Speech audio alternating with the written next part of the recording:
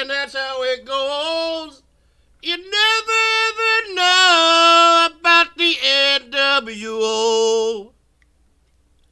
Deep behind enemy lines for October 11th, 2020.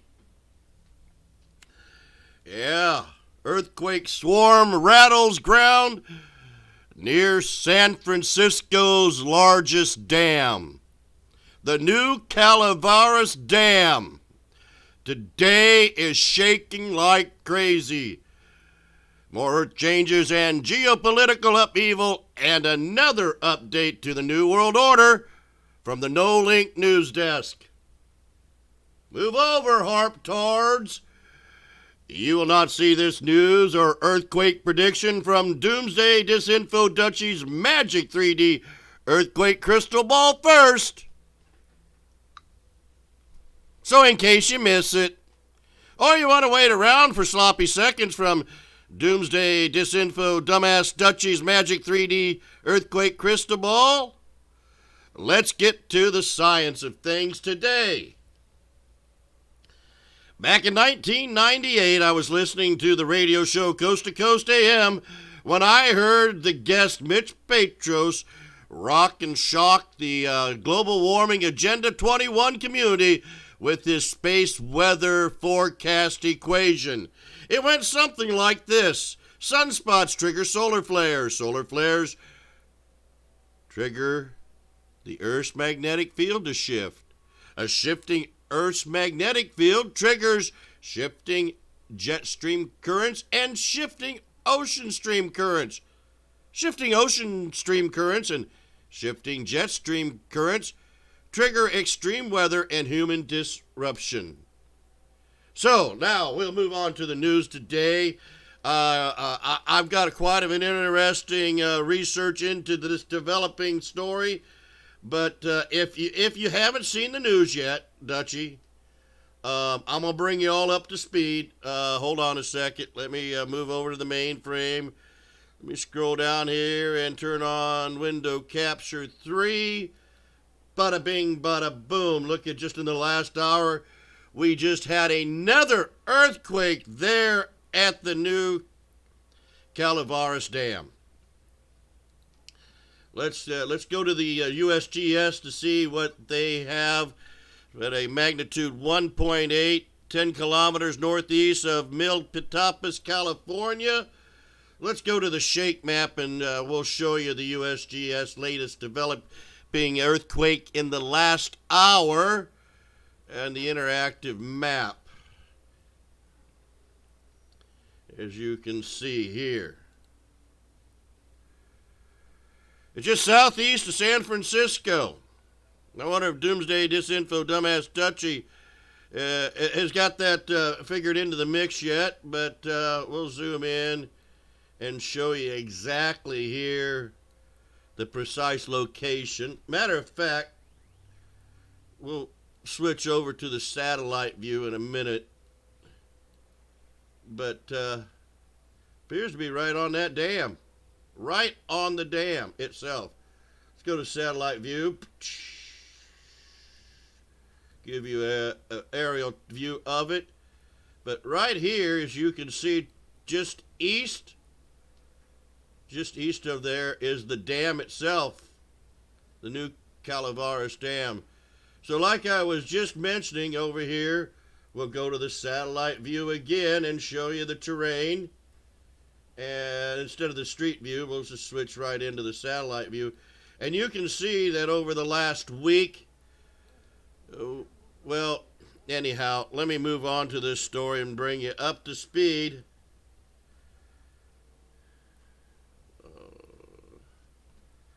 About the earthquake swarm. A new series of small earthquakes near the recently built Calaveras Dam replacement is a reminder of a significant seismic hazard at the new dam site. A magnitude 1.9 tremor on October 8th was the largest in a series of small earthquakes near Northern California's Calaveras Dam. Located about 38 miles southeast of San Francisco, It is the largest quake in an ongoing swarm starting to ramp up on August 17th. More than 35 quakes ranging as high as a magnitude of 3.5 have been recorded by the United States Geological Survey since September 27th. Yeah. We'll switch over in a minute, but I wonder if Doomsday Disinfo Dumbass Dutchie is aware that the Calaveras Reservoir provides drinking water storage for residents throughout California, according to the San Francisco Public Utilities Commission, who manages the reservoir. It is the San Francisco Bay Area's largest reservoir and thus a vital resource for the community. The reservoir sits atop a major branch of the San Andreas Fault system. Oh, yeah, right along the fault this dam sits. Yeah. Although the area has been seeing little significant seismic activity over the last 100 years, paleoseismic studies at Layden Creek, about 1 mile north of the dam, indicate that this section of the northern Calaveras Fault has generated a number of ground-rupturing earthquakes of possibly up to and around a magnitude 7.0 over the last 2,500 years. Those studies indicate timing of the most recent large earthquake is poorly constrained, but suggests an average interval between surface rupturing earthquakes of 250 to 850 years, highlighting the uncertainty in that seismologists call the recurrence interval. You know that, Dutchie? Have you ever heard of the cycle of this recurrence of major earthquakes yet? In other words, you never know for certain if this northern section of Calaveras Fault is due for the big one in the near future, dumbass disinfo Dutchie.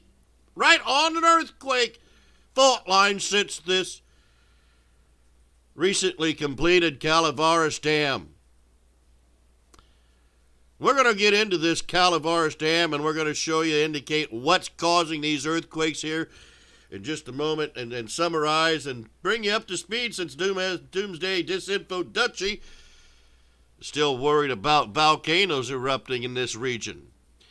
Studies conducted in the late 1990s indicate that the original dam, which was built in 1919, did not meet seismic safety standards. So, your USGS, United States government, is taking care of the problem, and I'm going to show you how they're fixing this problem here in just a moment to mitigate the downstream hazard in case a major earthquake were to compromise this dam. The construction on a new earth and rock-filled dam began in 2011 and was completed in May 2019. So this new dam, Dutchie, if you didn't know about, is capable of withstanding a 7.25 earthquake, dumbass Dutchie.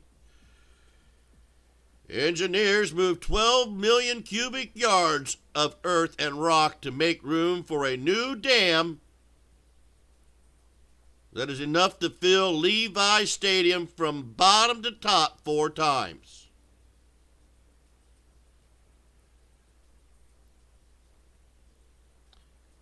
So, let's go over here to this earthquake browser map, bring it up and show you this tool. Right just north of the Calaveras Reservoir, you can see the small magnitude purple dots where the earthquake swarm is occurring. Now, I'm going to animate these earthquakes since September 30th, I believe it is. No, September 28th. And we're gonna show you the progression of all these earthquakes as this swarm occurs in real time. You're going to see the animated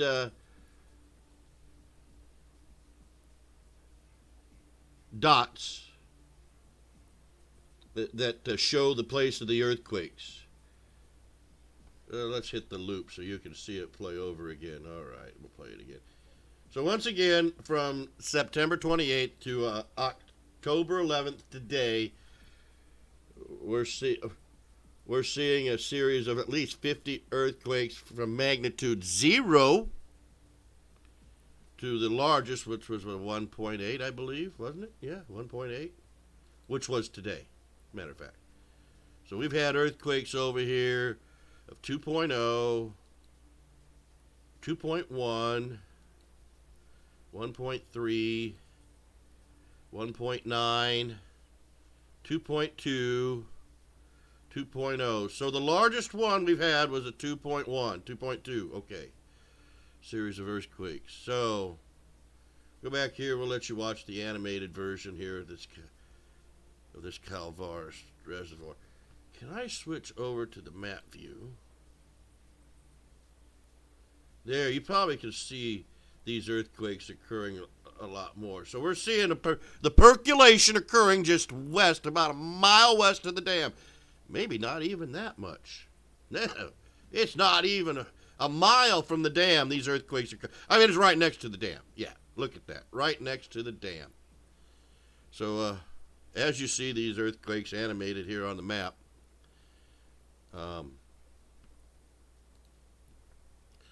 the northwest trending, the Calaveras Fault, makes a westward bend or step over under the northern end of the reservoir, crossing from the east bank of the reservoir south of the dam to the west side of the observation hill, which forms the left abutment of the dam. According to a technical report on the Calaveras Fault during excavation of Observation Hill, faults that had never before been mapped, as well as several previously unrecognized landslides, were discovered in the planned formation area of the new dam.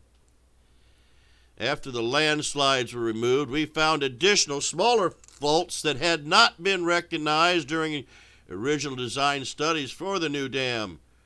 Rick Harlan, an engineering geologist who worked for the construction management team during the dam replacement project, the dam's design was modified to ensure it could accommodate small amounts of movement on these secondary faults, which might be triggered by a large local earthquake on the main Calaveras Fault nearby.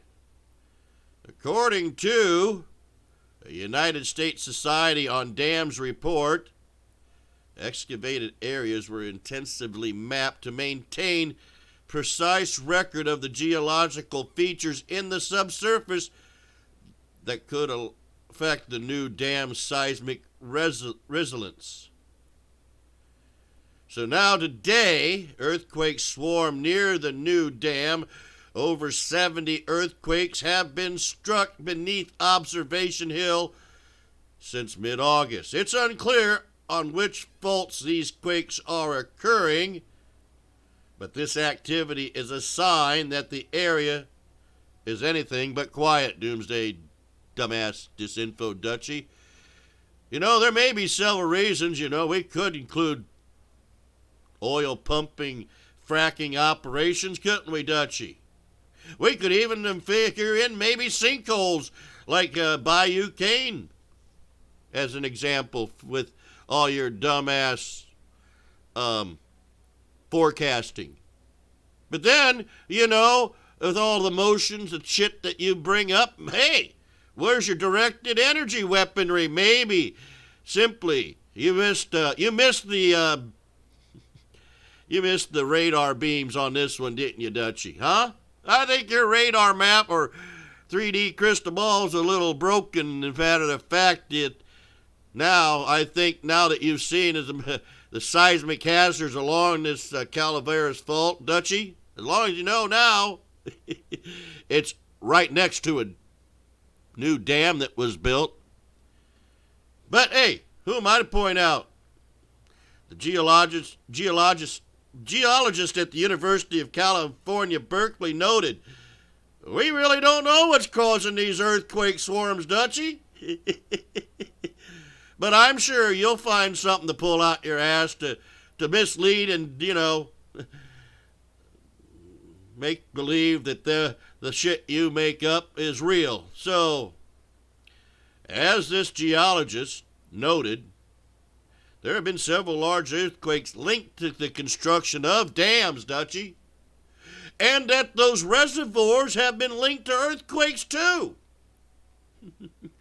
So I'd like to suggest, the next time they build a dam and they store large amounts of water in it, that maybe the fluctuations in the ground occurring in the past is triggering pulses of seismicity in the areas of these dams. Huh?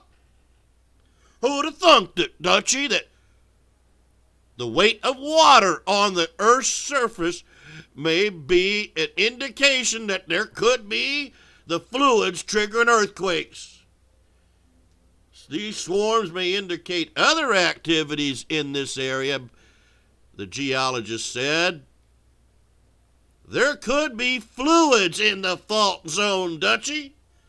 So for an example, when you talk about fracking,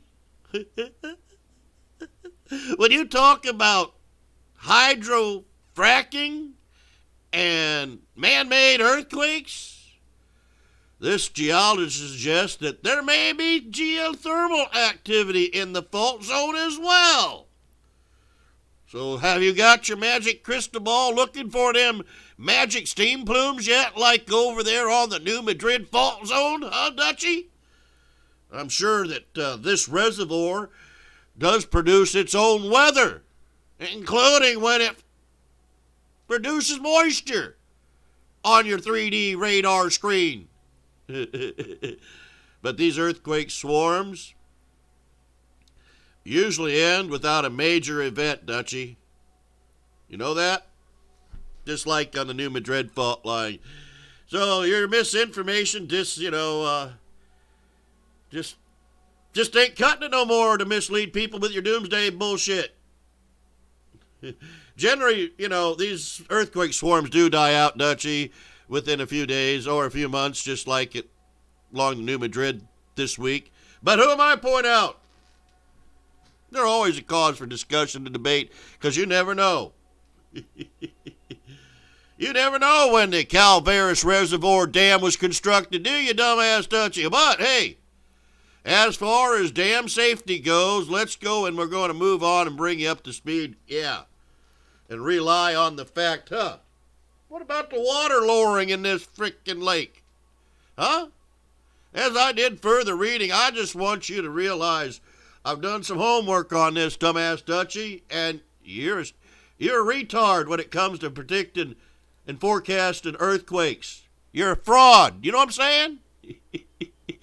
Let me go to this right here, this Valley Water Community thing, and point out to you what would happen if this dam were to burst from a major earthquake, dumbass Dutchie. Oh, yeah. We have the Anderson Dam, which is in the news today, too. If you haven't heard over the last few weeks, Anderson Reservoir will close to the public through 2030.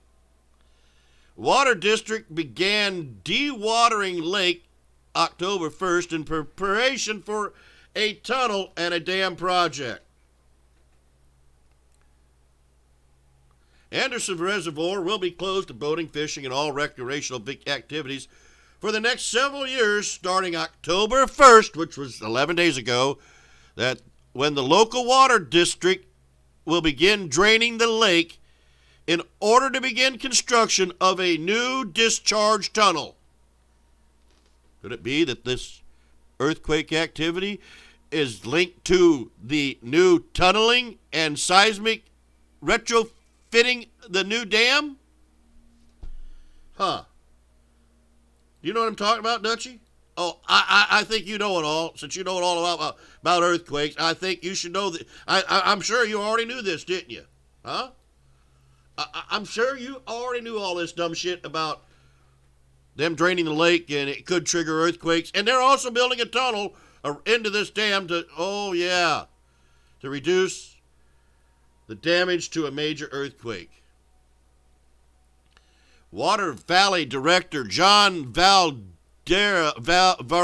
said during a September 17th webinar that the district will lower Anderson Reservoir's water level to the lowest practical level possible in order to make way for the retrofit project. It will take up to 2 months to drain as much water from the reservoir, depending on how much rain falls this winter. As of September 18th, which was exactly around the time these earthquake storms began to occur at the Calaveras Dam,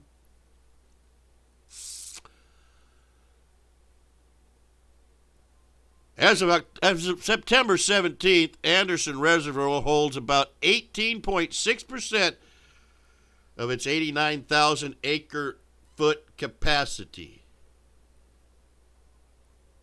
89,000 square acre foot capacity, my fault. So as the reservoir, which spans from East Morgan Hill to San Jose, is drained to the appropriate level, construction will begin early 2021 on a new outlet tunnel that will vastly improve authorities' ability to quickly discharge large volumes of water from the bottom of the lake into Coyote Creek. Valley Water staff explained construction of the tunnel will last about 3 years. So here we're going to go back and show you what would happen if the dam were to break or burst. And so they're going to try to strengthen up the stability of this dam, so in case a major earthquake does occur, Dutchie, it's right there along US 101, that if a major earthquake would occur, we have here, an animated example of what would happen if the dam were to break from a major earthquake. Basically, flood everybody down the river, all the way downstream, clear out to San Francisco, clear out through into the San Francisco Bay. You know what I'm saying? Huh? Dutchie? Doomsday Dutchie. You're a little slow. What happens if this earthquake swarm triggers the big one, huh, Dutchie? As you can see, once again, the flood of the water once the dam burst would flood the valley all the way to San Francisco Bay.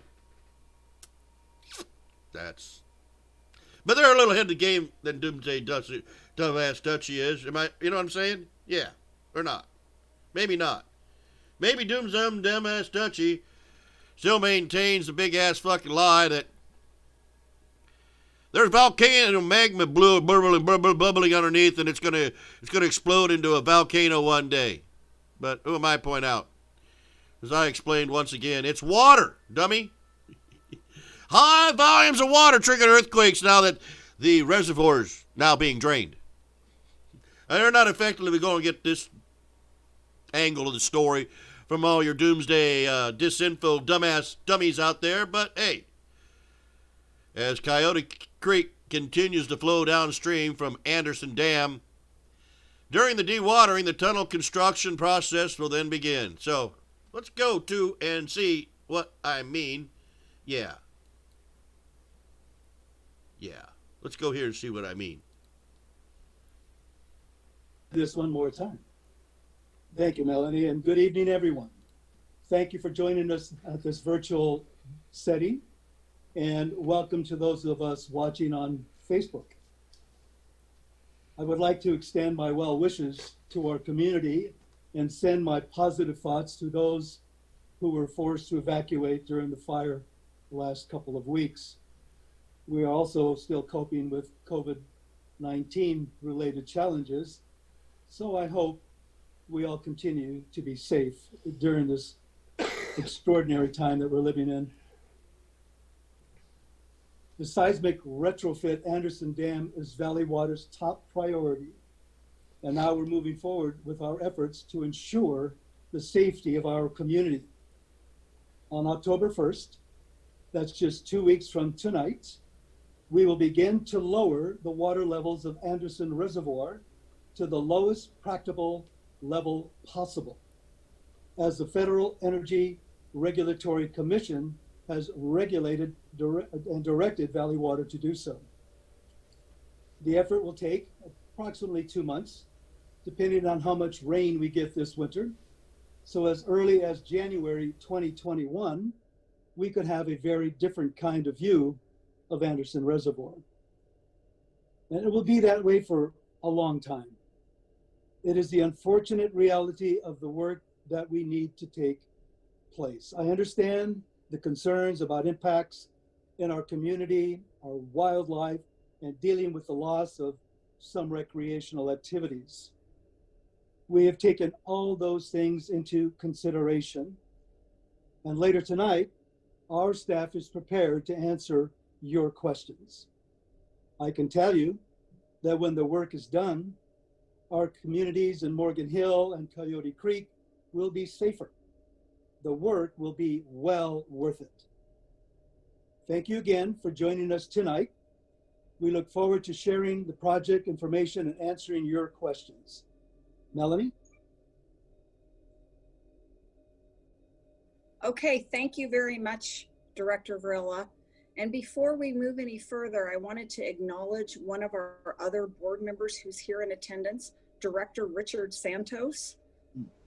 I'd like to acknowledge him. Thank you, Director Santos, for joining us this evening. We appreciate it. And now, thank you, Director Santos. I would like to now turn things over to Chris Hakes, our Deputy Operating Officer in the Dam Safety Division, and his staff to present information about our upcoming work. After his presentation, we will answer questions from the public sent to us prior to the meeting. We'll also be able to answer questions you bring up today. With that, I turn it over to Chris Hakes. Thank you, Melanie. So I'm going to share my screen here. Hopefully this will work. Put us into slideshow mode. Okay, so we're going to talk Anderson Dam seismic retrofit project tonight. So just a little background on Anderson Dam and the project. Anderson Dam is our largest reservoir, holds approximately 90,000 acre feet if you round up, 89,000 acre feet if you want to be more specific. We can actually fit all 9 of our other reservoirs inside of the footprint for Anderson. In 2012, after a seismic stability analysis, Valley Water undertook what is the seismic retrofit program, and as a result came up with the Anderson Dam seismic retrofit project. That was just to bring the dam up to current safety standards. The dam was constructed in 1950 and was appropriately built to the standards at the time, but obviously 70 years later, standards have changed, and we want to make sure that we can withstand what we know about an earthquake today. On February 20th of this year, 2020, the Federal Energy Regulatory Commission, you'll hear them referred to as FERC throughout this process, issued an order that we were to undertake early implementation of what are called interim risk reduction measures. So what does that really mean? It means because the project is scheduled to take 10 years, it was started in 2012, has not started construction yet, they were a little bit uncomfortable with the potential risk associated with an earthquake when the dam might be above the seismic restriction we had in place. That happened, not an earthquake, but the level above the seismic restriction happened in 2017. So that kind of spooked them in conjunction with what happened at Orville, where they saw that there might have been an imminent dam failure. They wanted to basically be extra safe, so they requested that we do several things, or directed, I should say, us to do several things. This is the existing dam. As you can see, we have the spillway on the upper left. It's kind of the lighter shade of cream. We have a small outlet pipe that runs directly under the dam embankment. It can discharge at about 500 CFS. That's not much compared to the actual volume of the reservoir. 89,000 acre feet discharged at 5,000 CFS. and you're talking, or excuse me, 500 CFS, and you're talking a very long time to drain, which is part of the reason we're undertaking the project. We have our dam crest, which is basically just the roadway that runs across the top of the dam embankment and the dam embankment itself. This was the seismic retrofit project after a few evolutions. You can see here we're going to remove all of the liquefiable material and reconstruct the embankment so it doesn't liquefy. So basically, originally when the project was envisioned, they thought the seismicity in the area and the suitability of the soil was such that we could just add more material to the downstream face of the dam. So that's the dry face. Unfortunately, when we went in and did our seismic studies for our geotechnical analysis in about 2016, the results came back that the large portion of the core would liquefy. Basically, if you hadn't heard the term liquefy, what it means is basically if you get an earthquake, the embankment, the dirt kind of turns into a pudding consistency and slumps down. So it drops down in the middle, about 20 feet. As that's the case, we have to remove the embankment completely, just leave the clay core, and then reconstruct it with suitable materials. I mentioned Orville in 2017. Originally, when the project was envisioned, we were just going to patch the spillway, you know, kind of look at for cracks and other things, patch those, kind of spruce it up a little bit. But after Orville, the Department of Safety of Dams, which is California's entity that controls dam safety, it's a division of the Department of Water Resources, DWR, completely revised spillway design criteria. And as a result, we have to replace our spillway entirely. We're going to install a new low-level outlet pipe. I mentioned in the last slide that the outlet pipe currently goes under the dam crest. When the dam does liquefy, that would potentially damage the pipe. It could basically shatter in half, kink. We would lose the ability to discharge. So our new outlet pipe will go around the dam embankment through our abutment, basically through some solid rock material or material that's a little bit more suitable. And will also be bigger. We'll be able to discharge at a greater rate.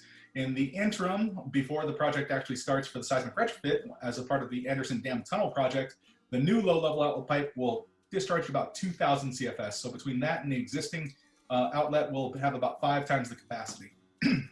We'll temporarily create a diversion system to dewater the reservoir to allow us to do construction. And then we have our high-level outlet pipe. As part of the requirements the Department of Safety of Dams, DSOD, has put into place, we require a high-level outlet system that allows us to drain about 30% of the reservoir capacity in 7 days if directed to in case of emergency. So what happened on February 20th? Our dam crest is about elevation 647. That's basically above sea level. We had a restriction in place of elevation 592. That is the level to which that even if the dam slumped during an earthquake, we would still be able to retain all the water behind there. FERC on February 20th said they wanted us to immediately lower the restriction to elevation 565. At elevation 592, we have about 58% capacity of the reservoir, about 50,000 acre feet. Down at elevation 565, it's about 35%. We were already in compliance when they gave us that direction because we were in our winter operations, so that was not a big deal. But then they also directed us to take the necessary measures to prepare to drain to elevation 488. That's called dead pool. As Director Varela mentioned, it's the lowest practicable level that we can drain to. And what that means is that's the lowest level we can drain the reservoir to, and with the existing piping that's in place out there right now. That does not mean the reservoir is empty. We still have about 2,700, 2,800 acre feet at elevation 488, but it's a lot less than what we have now. It's about 3% total. We are supposed to develop a plan to maintain dead pool, obviously start draining to dead pool on October 1st. And then here's the key, we are supposed to expedite design and construction of the new outlet tunnel. You can see this is the plan view of our new diversion structure and outlet tunnel. That's what will give us the extra capacity to better control the reservoir. The last thing they tacked on was obviously to move the larger project forward, secure our permits, and complete our design. So what does dewatering look like? Last time that Valley Water officially dewatered our reservoir down to the bottom was 1987. This is what it looked like then. You can kind of see the mud, the sludge and muck. We will not be down to this level, at least initially. Through this first phase in the tunnel construction, we will have water present in the reservoir, about 3%. But once the seismic retrofit project starts, the ADSRP, we will get down to a dry bottom. What does it mean? Well, we're not going to have any boating starting October 1st, basically through the duration of the project. There won't be enough water in the reservoir to utilize the boat ramps. And when it's dry, of course, there'll be no boating allowed at all. So that could be 10 years. We're hoping to finish sooner than that, but there will definitely be boating restrictions. There will additionally be hiking restrictions and recreation restrictions in the area. When the reservoir is completely drained, it will be an active work site. There will be stockpiles of material and equipment, so it won't be a safe environment. And even when it's drained in the interim, when we're building the tunnel, it'll be kind of water in the middle, but muddy on the slopes. So there's the possibility that someone could get kind of stuck in the mud. We don't want that. So basically all of the recreational activities associated with the reservoir itself will be off limits. As a result of draining, these pictures are also from 1987. If we drain too quickly, we could induce landslides in some of the unstable areas. Fortunately, we recognized what happened in 87, so we've submitted a plan to FERC to drain at a very measured rate in order to prevent these slides from happening. However, we are currently doing geotechnical explorations of these landslides to make sure that we can properly characterize and monitor their composition and movement if it occurs while the drawdown is happening. We are currently out there. I believe we started on September 15th-ish or 14th. Actually, I believe it was September 14th, and it will go through October 15th. These are some of the equipment you might see out there right now. On the upper left corner is a drill rig. On the bottom right corner is kind of a sloping drill rig. You can see basically those would be used to either take core samples or install equipment. You've got a dozer in your upper right moving and grading dirt, and then you've got a smooth roller compactor on the lower left corner, and basically that's to grade the area out. What are some of the potential impacts? Once we are down to dead pool, after a significant storm event, you'll see the water level in the reservoir rise. We are under direction by FERC to keep it as low as possible for as long as possible. So even though that water level rises, we're going to go ahead and discharge that into the creek. So you'll see a temporary rise in the reservoir level and then a corresponding increase in flows in Coyote Creek after storm events. During the kind of construction, you'll hear noise from equipment. We will be starting construction on the tunnel itself probably around February of 2021. So you can hear, engines, backup alarms, maybe you'll see some dust, but that should be under control by the contractor. That's what they're required to do. Now, work activities will primarily be Monday through Friday in the day, normal business hours, but some Saturdays may be required. If there is, usually a notification will go out to the residents that may be affected. You may also, as the reservoir gets lower, detect some unique smells. We don't expect a fish die-off with 2,300 acre-feet of water. We still expect that the fish will be able to survive, at least initially. But if the water does get warm, we could have a lot of nutrients and algal blooms. That tends to deplete the oxygen levels, and we can get a hydrogen sulfide smell. It's the kind of typical rotten egg smell that you guys may have smelled before, kind of next to a sewer. That may also affect some of the wildlife in the area if they're still present. It will really depend on the climatic conditions. In terms of our project schedule, I would focus on the upper schedule because that is what we're currently dealing with, the Anderson Dam Tunnel Project, which is what was created as a result of the FERC order. We are going out we're currently in design, we're at 100% design. Our different plans and specifications have been submitted to the regulatory agencies for permitting and approval. We expect to go out to construction early 2021, February. And then that elevation 488 will keep that construction, basically will keep that will be at dead pool through construction of the tunnel. Tunnel's going to take about 2 years. We have an additional lake tap that needs to be done. So the total construction of the Anderson Dam Tunnel project is probably around 3 years. We expect to finish right around December 2023. Right after that, we'll immediately flip to the Anderson Dam seismic retrofit project. Right now, we are still showing that the project's going out to 2030 with some restoration activities in 2031. Obviously, we're trying to compress that. It's still a little bit farther out. It's really going to depend on what we find through our permitting process, what different things need to be done to mitigate the impacts of construction. But we're going to take full advantage of the window that's been given to us to try to compress that construction schedule to get done sooner. You can see right now we're looking at a fully dewatered reservoir. That's because that's what the order that FERC has given us is. If they decide to revise their order and allow a different reservoir level, we'll communicate that with the public. I believe that's it in terms of my presentation for this evening. I'll go ahead and pivot to questions. Stop sharing my screen first. Chris, Um, before we begin questions, I would like to just do a repeat on some of the instructions for the Q&A. I do notice we have a lot of calling callers today. okay. Just going to momentarily brief here. And those who are joining us, we have about 100 different people joining us via Zoom and about another 23 on Facebook Live. For those who are joining us by phone, you are able to raise your hand by clicking on your phone *9. And once we call your name out and enable your microphone, please press *6. All right. Thank you, Chris. It's back to you. Okay. So we do have some questions in their Q&A, and you're also free to raise your hand, and we'll pivot over. First question is from Mark. I believe it's Taganachi or Tagasini. Once the lake is empty, will we be able to walk and hike in the lake bed? I think I might have mentioned that during construction, when that lake bed is empty, it will be an active staging ground. We will have equipment and material.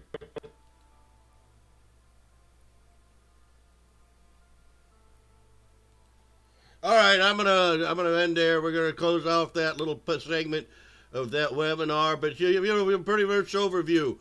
Okay, what many people are going to be asking me right now? What does Anderson Reservoir got to do with the Calaveras Reservoir? Well, like I was just going to point out, we'll just go right to the map and show you where are they located at. That dam they were talking about is up here where the little red dot is, up here on the north side, north of the Calaveras Dam.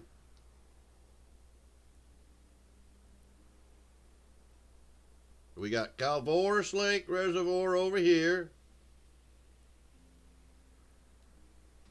And we got Anderson Lake down here, down by south of San Jose.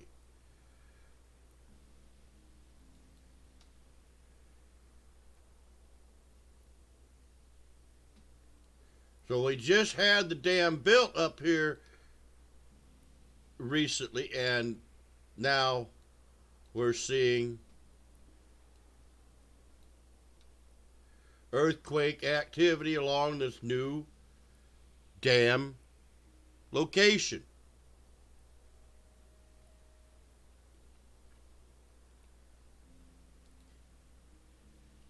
But as I mentioned, they just built this new dam to withstand over a 7.0 magnitude earthquake. But as you can see here on the map, located within the last hour, the earthquake storms are continuing to ensure movement along the Calaveras Fault. Why would you build a dam anyways on the San Andreas Fault, dummies? Huh? Oh well, like I showed you, that the water flow off of this dam would flow right into the San Francisco Bay, just like Coyote Creek down here in Anderson Dam if it were to burst. So they're going to lower the lake and fix the dam piping to ensure that it doesn't burst during a big earthquake, Dutchie. But who am I to point out? These are other things you got to worry about when forecasting earthquakes 40 miles southeast of San Francisco, dumbass disinfo Dutchie. So there you go, live today. Your earthquake swarm. And as always, I'm Patriot Broadcasting and Liberty Tree Radio field reporter number 8510. Never know. God bless the Republic. Death to the New World Order. We are on the march. The Empire is on the run. We shall prevail.